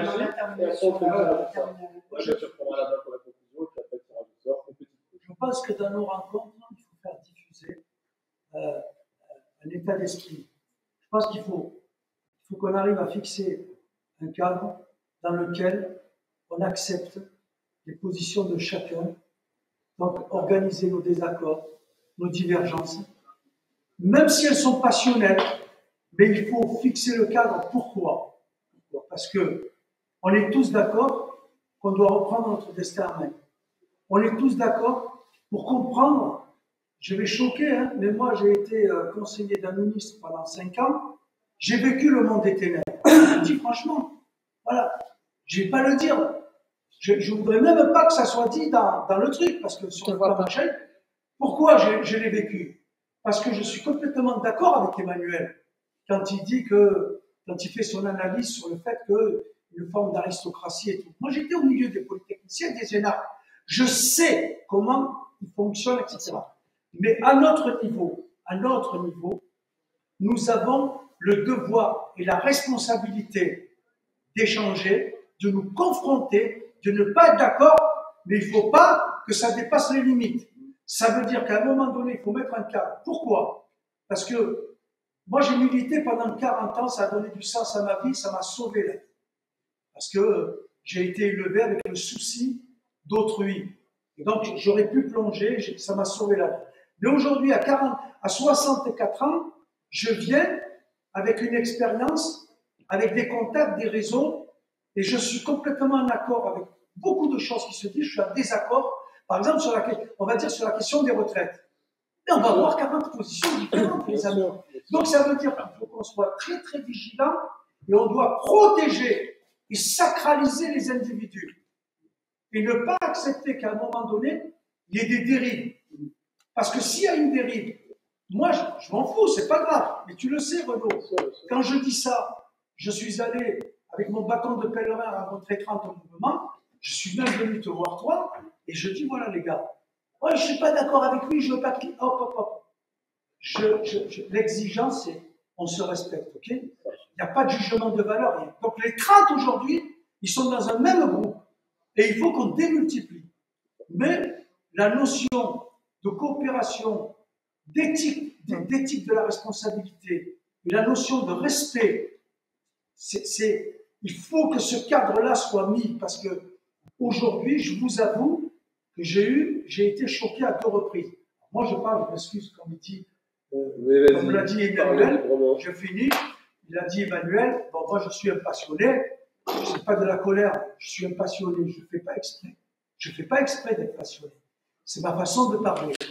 Il m'a repris en me disant, oh, calme-toi, parce qu'il a confondu, lui, colère, et je fais l'effort sur moi-même pour me tasser. Mais moi, je dis, c'est important, parce que c'est dommage. Pour moi, chaque individu, je prends ma voiture, je me casse, toi, Waïd, tu prends ta voiture, tu te casses, c'est un échec, les gars. Soyons vigilants, protégeons les individus, protégeons les relations humaines. Quelles sont les 2 reprises? La bienveillance. La bienveillance. Merci de rappeler la chose. Allez, on va dire le mot de la fin sur les Agora. Allez, Greg. C'est bien en parler parce que moi, ce que je crois, celui qui nomme une chose, il en a le pouvoir. Je vais prendre le cas de réunion des citoyens en politique. C'est en fait, on a fait un collectif, on a choisi un nouveau nom qui ne correspondait pas avant. Ça s'appelle la primaire des Français et des Français. On a renommé le nom en politique des Français et des Français, ça ne convenait pas non plus, parce qu'on nous prenait trop pour un parti politique, et on a s'éloigner de la notion de parti politique. Et nous avons créé tout ensemble une politique, qui a permis à maturer justement le processus démocratique et aboutir à réunion des citoyens. Donc, donner un nom, c'est donner le pouvoir, c'est avoir le pouvoir sur cette chose. Donc, en termes terminologiques, et là je suis parfaitement d'accord avec toi, c'est que moi je parle souvent d'agora et d'assemblée, mais en fait, déjà, je dois me corriger parce que j'ai créé un nouveau terme justement sur ces formes de réunion, c'est les assemblées décisionnelles populaires. Donc moi, en tant que président de réunion des citoyennes, je vais promouvoir les assemblées décisionnelles populaires. Et en fait, c'est orienté dans le futur. C'est-à-dire, je veux créer pour la France. Je me dis, moi, ma vision, c'est d'avoir des assemblées décisionnelles populaires qui ont 10, 20 personnes dans ces assemblées. C'est mon mode de fonctionnement, c'est comme ça que je le vois, mais le nous, ça sera différent avec les maisons référendaires, il y aura 50 personnes dedans. Et puis, les gens qui seront dans l'Alliance du peuple, ce seront des agoras. Mais en fait, le but, c'est qu'on crée ce mariage tous ensemble. Ça s'additionne. Voilà, que ça s'additionne. Pour converger progressivement. Et exactement. Et en fait, on est là sur. Il y aura quelque chose qui va péricliter, parce qu'en fait, le modèle ne fonctionnera pas si bien. Et puis, il y en a qui vont justement prospérer. Et en fait, justement, moi, je tape sur la prospérité d'une idée qui, en fait, dans leur est venue.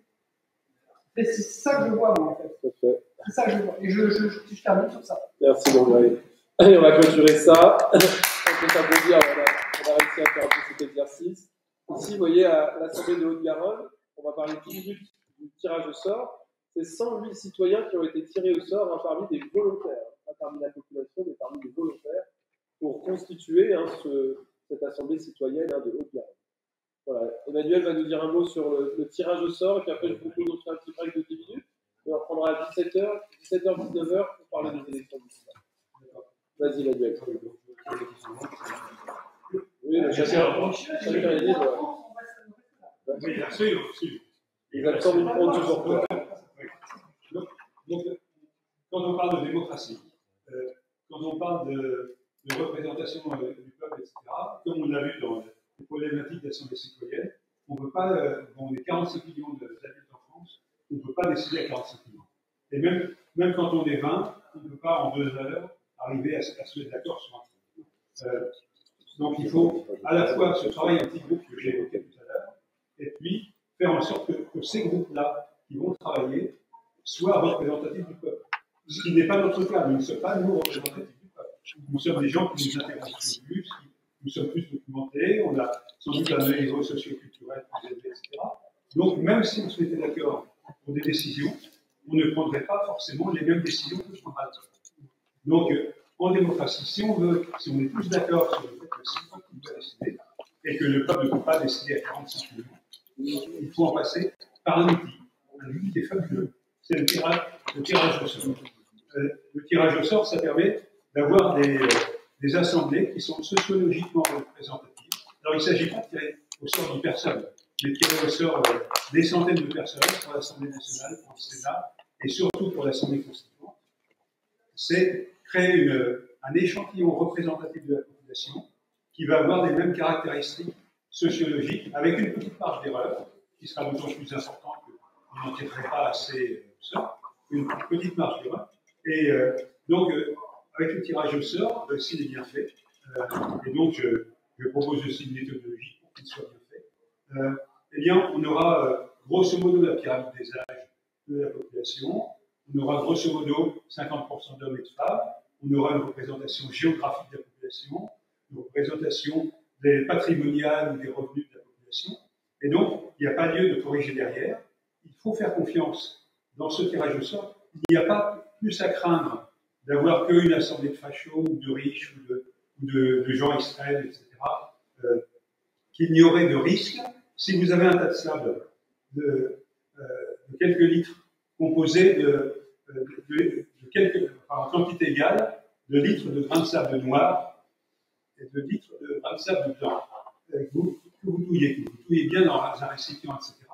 Vous allez voir que vous allez obtenir un gris assez uniforme. Et là, que vous preniez votre cuillère à café de sable, vous verrez qu'il aura la même couleur que si on a pris la cuillère à café ailleurs. Alors, bien sûr, si on dénombre, il y aura quelques grains de décompte, sera un petit peu différent.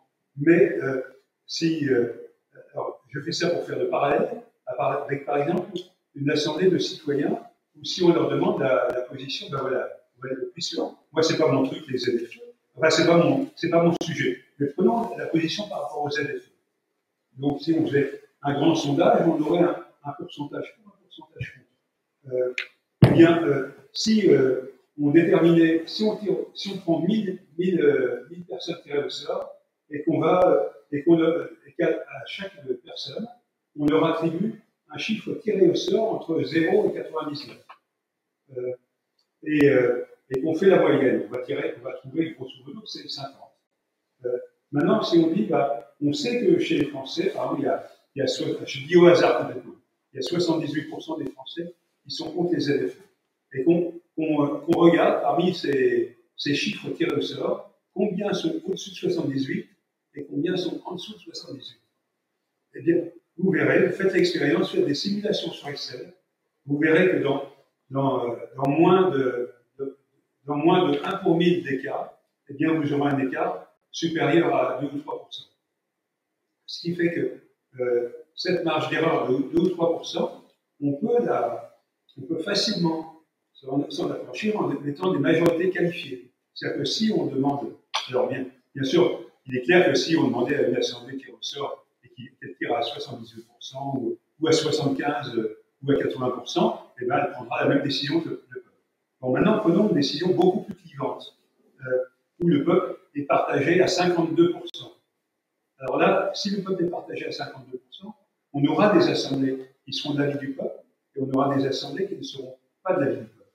Mais il suffit pour ça de s'affranchir en disant, on prend une règle, comme on sait qu'on a une marge d'erreur avec 1000 tirés au sort de 3 ou 4%, eh bien on va se donner une majorité qualifiée de 5%.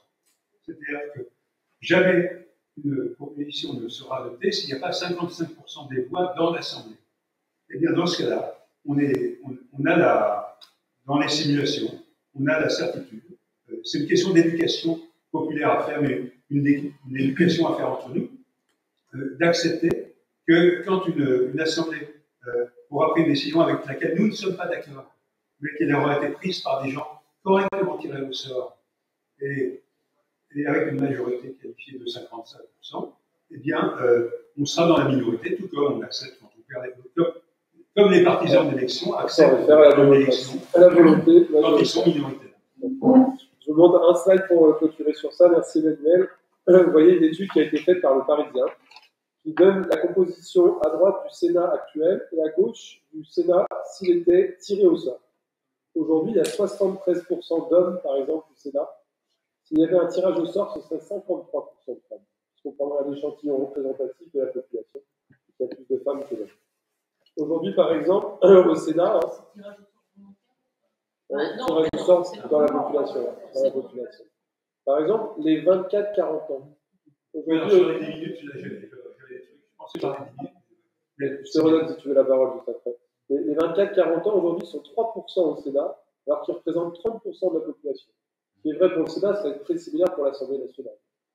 On voit que, par exemple, les 61-70 ans, hein, ou les plus de 71 ans, à l'inverse, sont beaucoup plus représentés au Sénat. C'est encore plus choquant sur les professions. Par exemple, 45% au Sénat hein, de cadres et professions intellectuelles supérieures, alors que ces gens-là ne représentent que 15% de la population.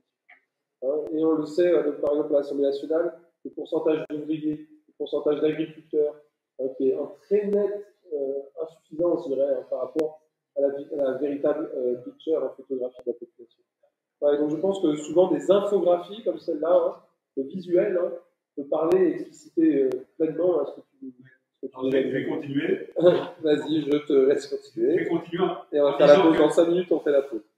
Quand il rentre sur des gens, on arrête d'avoir accès à des professionnels de la politique qui ont derrière eux toute une équipe de spécialistes, etc., qui peuvent les coacher, et que donc on va perdre en compétences, mais par contre, on va largement gagner en représentativité et en absence de conflit d'intérêts. Alors, ça ne veut pas dire, quand je dis absence de conflit d'intérêts, chaque citoyen a des conflits d'intérêts. Un salarié a un conflit d'intérêt du fait qu'il veut que les salaires augmentent, un petit patron va avoir un conflit d'intérêt que les salaires baissent et que ses prix augmentent. On a tous des conflits d'intérêts. Mais quand on est dans une assemblée représentative, les conflits d'intérêts s'annulent ou se compensent comme ils se compensent dans la population. Donc, c'est pas grave dans une assemblée tirée au sort d'avoir des conflits d'intérêts qui peuvent se neutraliser. Et parce que là où il y a des divergences, ça se neutralise, et puis on va voir beaucoup que dans bien des cas, il y a des convergences. Et ces convergences ne vont pas dans le sens des élus, ne vont pas dans le sens des politiques, ne vont pas dans le sens d'une catégorie socio-professionnelle particulière. Et donc ça, c'est le gros avantage du tirage au sort, et là, c'est là que ça va compléter ce que vous avez pu apprendre dans les assemblées citoyennes, sur le fait qu'une fois qu'on a tiré au sort une assemblée, il ne s'agit pas d'essayer de se dire démerdez-vous. Il faut leur faire suivre les protocoles des assemblées citoyennes, avec celui que j'ai suggéré de travailler en petits groupes, de faire des allers-retours, des propositions entre des grands groupes, des petits groupes, etc., de les faire auditionner des sachants. Alors, les sachants, j'insiste bien, ne sont pas tirés au sort et ne sont pas des décisionnaires. Les sachants, il faut prendre les meilleurs porte-parole du message qu'ils portent. Alors, pas seulement parce qu'ils parlent bien, mais parce qu'ils ont travaillé, ils justifient d'un travail, ils justifient d'un soutien d'un groupe qui a travaillé avec eux, ils justifient d'avoir écrit un bouquin, d'avoir fait des recherches, d'avoir des professeurs, d'avoir des diplômes, etc. Mais il est important de prendre des sachants qui vont animer le débat contradictoire. C'est-à-dire que c'est pas la peine d'essayer d'avoir que des sachants qui sont pour un truc et qui demander d'éduquer les citoyens. Il faut prendre des citoyens pour, des citoyens contre, pour élever le débat. C'est ce que j'ai dit. C'est ce que j'ai dit. Je vais faire un parallèle avec un tribunal avec les jurés sont tirés au sort. Alors là, c'est vraiment insuffisant, 9 personnes tirées au sort. Mais les gens, ils arrivent dans le tribunal, ils ne savent pas si le prévenu est coupable, ils ne savent même pas au début ce qu'il a fait. Et ça, ils vont l'apprendre, ils vont élever leur niveau de compétence en écoutant le réquisitoire, en écoutant les avocats de la défense, de l'accusation, les témoignages, les expertises. Ça marche bien les tirages au sort dans les cours d'appel. Voilà, et ça marche très bien, bien qu'il y a un biais de représentativité. Et donc, a fortiori, si on veut voter pour les LFU ou contre les LFU, etc., pourquoi bien on aura un biais de représentativité dans le tirage au sort sur les... Oui, parce qu'on n'en tire que 9. Ah oui, alors ils essayent. Le chiffre est trop faible. Ils essayent, on va dire, j'ai pas étudié, mais on va dire avec bonne volonté d'essayer de compenser ce biais-là enfin, ils en tirent peut-être plusieurs ressorts, ils vont s'arranger pour qu'il y ait, s'ils sont que 9, qu'il y ait un prêt, autant d'hommes que de femmes. Ils vont essayer de faire en sorte, ils vont récuser des... Oui, tout à fait. Oui, ils vont récuser un juré et en faire de merde. Voilà, tout à fait. Mais attends, je termine juste un peu. Il peut aussi s'amuser à tirer plusieurs assemblées au sort et puis de leur faire passer à un benchmark, autrement dit un test de représentativité. Et puis on prendra celui qui... le tirage au sort qui aura le... Tu as bien raison. Allez, tu veux donner le l'intervention? donc je crois que c'est une idée de tous les jours. Non, il a défendu cette idée, il a défendu le jour, mais il n'est pas le premier. Voilà. Ni le premier, ni le dernier. Quand il en parlait simplement. Moi, j'avais des questions au niveau, vous dites, les tirages au sort des tribunaux. Oui. Les gens qui sont tirés au sort de pas casier judiciaire. Oui, tout à fait. Voilà. Donc c'est la même chose pour les assemblées citoyennes, non? Il faudrait. Ça c'est partie des choses qu'on qu'on peut peut dans le décider. corps électoral. Voilà, c'est dans le tirage, c'est sur des listes électorales. Oui, alors moi je propose que ça Dans soit. les casiers judiciaires vierges, je me ferais vérifier si c'est le cas. Les casiers judiciaires vierges. C'est pas gênant si c'est. Alors ça c'est eux qui ont décidé en démocratie. Donc les premières assemblées tirées au sort pourront décider si elles le veulent de changer l'âge de la majorité à 16 ans ou à 25 ans. Là, je suis foutu. Je voulais dire une excuse. Sur le casier judiciaire, moi j'ai été condamné une fois. D'accord? Et une fois où j'ai été condamné, c'est pour des outrages. Même moi, la même chose. Donc, un gars comme moi, des rebelles aussi. Ça m'a pas empêché. Mais oui, mais moi aussi. Ça m'a pas empêché d'être conseiller d'administration, ça m'a pas empêché d'être chargé de mission, ça m'a pas empêché de monter un parti politique. Par contre, ce que je veux dire, un c'est gars pas de la comme moi, corruption, c'est ça, inexistant. justement. Bah oui, c'est pas de la corruption. Parce qu'il y a une stratégie, justement, il y a une stratégie du système. C'est comme moi, j'ai jamais fait de mal à une mouche. Pareil. Mais j'accepte pas qu'on marche dessus. Donc moi, quand un flic me marche dessus, il m'insulte, ben, je réponds. Donc ça veut dire quoi? Ça veut dire que les mecs, ils ont vu que j'étais peut-être, j'avais un côté rebelle et leader, ils se sont dit, celui-là, il va falloir qu'on monte un dossier. Exactement. C'est ce qu'ils ont fait pour beaucoup. Et donc, tu es coupable d'être une victime. Voilà. Oula. Non, je dis ça. Je dis c'est. Si je peux répondre. Je suis d'accord. À la question. Quand on est dans le système actuel d'élection, où on donne tout le pouvoir à des maîtres qui sont élus, là, il est forcément très important, puisqu'on cherche à choisir les meilleurs. Il est forcément très important d'éliminer ceux qui alors, en général, on pense plus en priorité à ceux qui ont déjà commis des abus bien publics ou des crimes, etc. Mais c'est vrai que ça n'aurait pas de sens de dire que quelqu'un qui a été condamné parce qu'il a conduit sans permis, par exemple, et qui a fait de la prison, qui est dans son casier judiciaire, ça n'aurait pas de sens de dire qu'il n'est pas compétent, qu'il est moins compétent que vous ou moi pour le budget ou pour les ZFE ou n'importe quoi. Donc ça, c'est important pour les élus. Par contre, dans une grande assemblée tirée au sort, le fait qu'il y ait quelques repris de justice, des gens qui sont représentatif, avec la justice, qui ont un casier, etc., peut-être que ça permettrait d'avoir des meilleures lois sur les prisons, sur le respect mutuel, sur la réinsertion, tout ça. Et ils ne seront jamais minoritaires. Avec les règles du tirage au sort, il n'est pas imaginable d'avoir une majorité de repris de justice. Donc ils seront noyés, et tant qu'ils ne sont pas privés de leurs droits civiques, on va dire. Donc, pour moi, c'est ça la limite. Allez, on donne 15 minutes de pause. Si vous voulez continuer l'échange et le débat, on peut continuer à en parler. Voilà. Moi, je fais 15 minutes de pause et on reprend à 17h pour la table.